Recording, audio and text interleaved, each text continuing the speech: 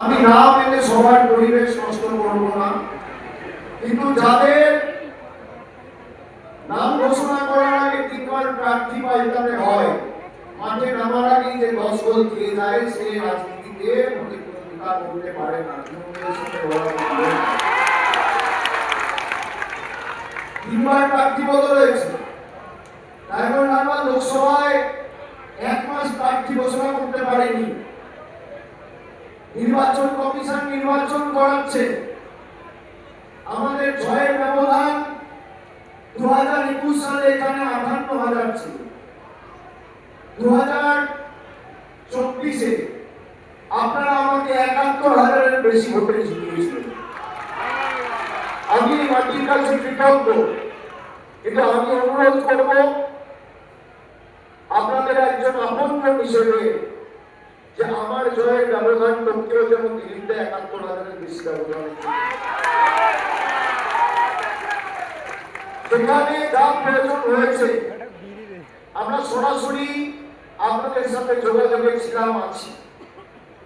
এই বিষ্ণুপুর বিধানসভার অন্তর্গত যে 15টা পঞ্চায়েত বা অঞ্চল রয়েছে, বিষ্ণুপুর 1 নম্বর ব্লকে 11টা গ্রাম পঞ্চায়েত, ওদিকে TM ব্লকের 4টে, 15টা গ্রাম পঞ্চায়েতে তৃণমূল কোনো জিপিতে অঞ্চলে হারেনি। প্রত্যেকটা গ্রাম পঞ্চায়েতে আমরা জয়যুক্ত হয়েছি।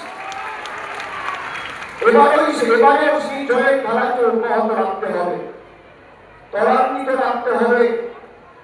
আমরা 15টা গ্রাম পঞ্চায়েত মিলিয়ে খালি গত 3 বছরে এই বিষ্ণুপুর বিধানসভাতে 116 কোটি টাকার বেশি গ্রামীণ রাস্তা আমরা করেছি। বাংলায় কোথাও 40 কোটি, 50 কোটি, 60 কোটি, 65 কোটি টাকার রাস্তা হয়েছে। কিন্তু ডায়মন্ড হারবার লোকসভা এমন একটা লোকসভা যেখানে গত 12 বছরে আমরা 6,200 কোটি টাকার কাজ করেছি। জলের কাজ হোক, রাস্তার কাজ হোক, এই বিভিন্ন পঞ্চায়েত জুড়ে 500-র বেশি হাইমাস লাইট এই বিষ্ণুপুর লোকসভায় লাগানো হয়েছে।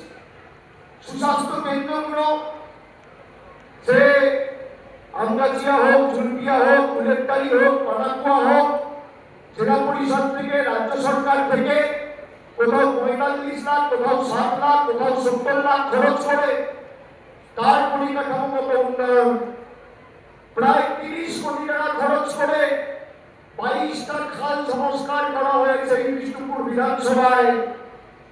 এছাড়া সুস্বাস্থ্য কেন্দ্রগুলোকে দোতলা ভবন তৈরি করা, সরকারের কাজ বাদ দিলেও